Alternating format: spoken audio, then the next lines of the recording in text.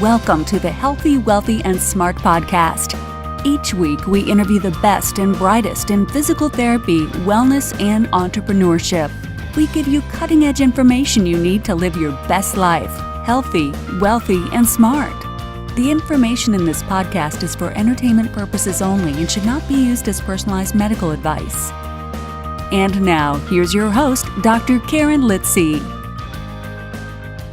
Hey everybody, welcome back to the podcast. Today is yet another episode that was recorded live at the Combined Sections meeting in New Orleans through the American Physical Therapy Association. And I am so thankful and grateful to all the great guest hosts that I had during that time, and today's guest host is no exception.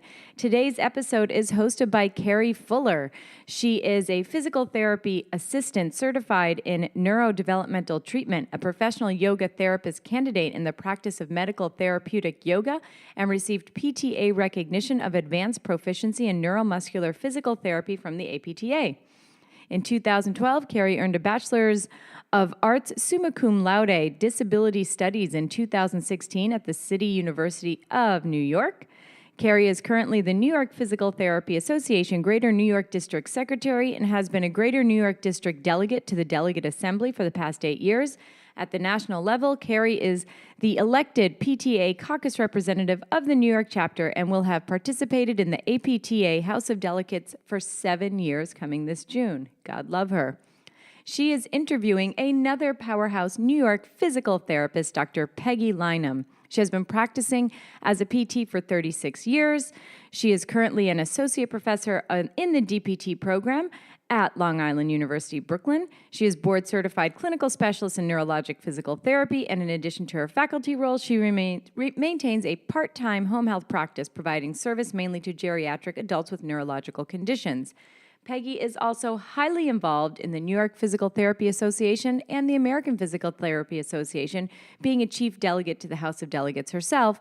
And so today, she and Carrie discuss how to get involved in the APTA, how to get to know the people in your local district. Start small. You don't have to run for a national office to start. Start at a local district, meet people, work your way up. It's great for networking. It can improve your business. It can improve your career, finding a great mentor. All of this stuff is discussed in this episode. So I just want to thank Carrie and Peggy for taking the time out of their, I am sure, busy schedules at the Combined Sections meeting for this great podcast episode. And everyone, thanks so much for listening. Welcome to the Healthy, Wealthy, and Smart podcast. I am guest host Carrie Fuller, coming to you live from the American Physical Therapy Association's Combined Sections meeting in New Orleans.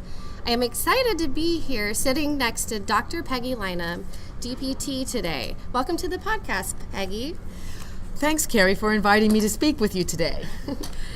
Dr. Peggy Lynam has been practicing as a physical therapist for 36 years. She received her BS degree in physical therapy from Ithaca College, a post-professional master's degree from Long Island University, and a transitional DPT degree from A.T. Still University. She is currently an associate professor in the DPT program at Long Island University in Brooklyn, New York. Dr. Lynam is a board-certified clinical specialist in neurological physical therapy, and in addition to her faculty role, she maintains a part-time home health practice, providing service mainly to geriatric adults with neurological conditions. So, Peggy, we're happy you're here today. I know that you have been very involved in the American Physical Therapy Association and also the New York Physical Therapy Association for many years now. Can you tell us a little bit about your journey with your involvement within the APTA and also the NYPTA? Sure, Carrie, I'd be happy to. Well, I first joined APTA in 1980, believe it or not, when I was a student at Ithaca College. And I was just a member for many years. I paid my dues every year. I got the newsletter. I tried to keep up to date what was going on in the association, but I never even went to a local district meeting until I moved down to Brooklyn in 1986 to pursue my master's at LIU. And my advisor at LIU said, convinced me to go to a local Brooklyn Staten Island district meeting. So I think it was probably 86, 87, I went to my first district meeting. Well, I only went to one or two. And then in 1990, I decided I might want to get more involved, and I joined a local district committee. So I started out on the program committee of the Brooklyn Staten Island district. Then the following year, I went to some more meetings, and I said, you know what, I'm willing to run for a district office. And so I told the chair at the time of the district, I'm willing to run for an office. Well, I get a call from the nominating committee chair saying, Peggy, will you run for chairperson of the district? And I was thinking, well, sure, but no one's going to elect me because no one knows me. Well, comes the meeting for the elections, it turns out I'm the only one nominated for chair. Wow. So I became Brooklyn Staten Island district chair. So that was my first active role. From district chair, I became the chapter director for Brooklyn Staten Island district. I did that for 6 years. Then I joined the finance committee of the New York chapter. I became chapter treasurer for 2 terms. Then I became the speaker of the delegate assembly for 2 terms. Then most recently, I completed my 2nd term as chief delegate for the New York PTA this past June. And within my my journey, I've grown, I've become more confident, and I'm now slated to run for president of the New York PTA, and the election will be this next May. Oh, that's so exciting. Of those roles that you've had within the New York Physical Therapy Association and APTA, what role did you feel like fit you most, and what did you get out of it? I would have to say, at each time, each role seemed the best role for me at that point in my professional life and my personal life.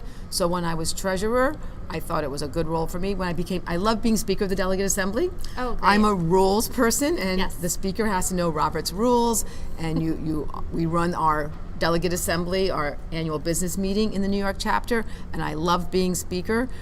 And then when I went on to be chief delegate, where I headed up the New York delegation to APTA's House of Delegates, I love that even more. I love getting involved on the national level. So I would say at each point, each role was the right role for me at that time. So I can't say I had one favorite role, because every role just seemed to fit where I was at that point.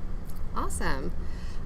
For the listeners that don't know much about the APTA's House of Delegates, since you were a chief delegate, can you just tell us a little bit of what you learned from that experience, and tell our listeners a little bit about it? Well, the House of Delegates is the main decision-making body of the American Physical Therapy Association, and each component, so each chapter sends a delegation, sends delegates, and it's a portion, so each chapter, depending on what your membership is, gets so many delegates. New York is one of the largest delegations. We have 26 delegates this year. And so we make decisions. The House of Delegates elects our national officers, and we amend our bylaws of the association, and we approve position statements of the association. So I think the best thing about serving in the House is you're a part of contributing to what the association is going to be doing, how we're moving forward, how we're influencing the profession to move forward. And I think since it's a national meeting, you get to see the opinions and what's going on across the whole country, and that was really mind-opening when I first served. I was serving in the House since my first House was 1992 as just a New York chapter delegate, so I've served I think over 18 times in the House of Delegates. So I think that's the most important part of the House, is influencing where the association is going to go, and through the association, the profession. Oh, that's great. You've been so involved. Can you tell our listeners why you think it is so important for physical therapists and physical therapist assistants to be members of the American Physical Therapy Association, and also why should they be active members? Well, I think to be a member to support the association. I know people who aren't members tell me it's too expensive, the dues. However, when you look at what the association does for us, it's worth every penny that I've spent over the last, 38 years now as a member. I don't regret a penny I've spent on my dues. And it's really important because we are we promote the profession. Without the association, I don't think our profession of physical therapy would exist anymore. We really take the lead in legislative activity and making collaborations with other groups to promote physical therapy in the role of ultimately helping our clients and our patients to get the physical therapy services they need. So I think the most important reason is just, if we didn't have the association, we wouldn't have a profession. And I think they should be active, because I think when you're active, that's when you find out the real value of the association. You don't have to be active like me. You don't have to be a chapter officer. You can just go to a local meeting. You could serve on a local committee. So you don't have to be active in terms of putting all your time and effort into the association, but just keeping up to date, even if you're just reading the newsletters or the information that APTA puts out, all the emails and the or just going to the website. There's such a wealth of information on the website. As a practicing physical therapist, you can find out so much information, and unless you're a member and you actually go and explore the website, so you could be active just by doing that, in my opinion. Right. No, I completely agree. And I agree with the fact that there's so many different ways to be an active member. You don't have to be president of the association or a chief delegate to be an active, involved member. You can serve at really any level. So I completely agree with you. Now, for our listeners out there that may be interested in getting involved with the American Physical Therapy Association, or also with their chapter, what do you think is the best way for them to get started? I think the best way is to find a mentor. Find someone you know who is active, who, even if their activity is just to go to the local meetings, depending what chapter you're on, different chapters are organized differently, but to go to a meeting or talk to someone who is being involved and have them help you. That's where I first got started. My advisor at LIU said, I'm going to go to this meeting, come with me. I think it's very intimidating, I think, to show up at a meeting on your own. But if you go reach out to someone, maybe you know a former classmate of yours who is being involved, or you see their name in a newsletter or something, I think reach out, go with someone. Or if you don't know anyone involved, take one of your coworkers or one of your colleagues and say, let's the two of us go to this meeting is advertised. Look on the website, either your chapter website or the APTA website, to find a conference to go to. For instance, this conference here, this is a great conference. I think we have over 16,000 attendees here in New Orleans. Almost 17,000 this year. So I see so many people. I've seen former students, I've seen people I've worked with in the past. It's a great way to network. I think that's another real reason to be a member and to be involved is not just promoting the profession, it's promoting your own career and getting all kinds of information from APTA. Has so many resources. So I think final answer is start small, go to a meeting. If you want to try being involved, ask, what's one small task I can do? What do you need help with? Maybe it's doing registration for a local conference, something small. Here at CSM, if you're a part of a section, you can volunteer at the section table in the exhibit hall. You can, in that way you start meeting people, and it's a small little way of doing something. Awesome. And for our students out there, are there ways for students to also become involved? Absolutely. On the national level, there's the Student National Assembly, and there's information. There's a separate student page on the APTA website to find out how to get involved with that. In the New York chapter, we just approved a student special interest group, and there's ways to get involved with that, and there's information there on the New York chapter website, which is newyorkpta.org. And so as students, especially in New York State, this new student SIG is trying to reach out. They're having student representatives from each DPT and PTA program. Right. So you could find out who your student representative is to the student SIG, and that's a good way to get started.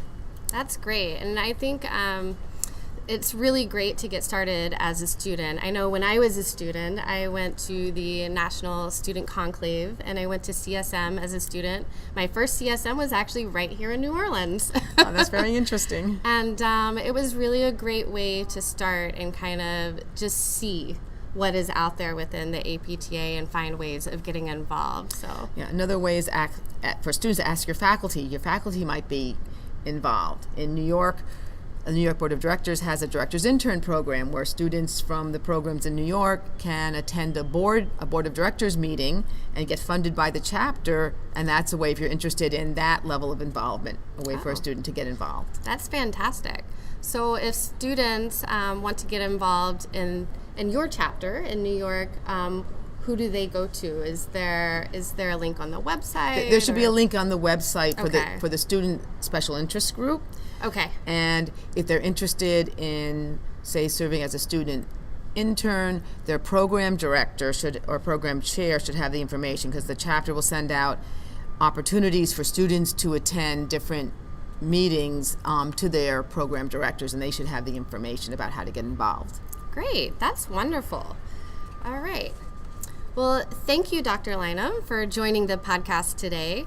And thank you for all that you have done and continue to do with the American Physical Therapy Association to transform society and to drive our profession forward. And thank you to the listeners today for joining the Healthy, Wealthy, and Smart podcast. We hope you will join us again soon. Thank you. Thank you. Thank you for listening, and please subscribe to the podcast at podcast.healthywealthysmart.com. And don't forget to follow us on social media.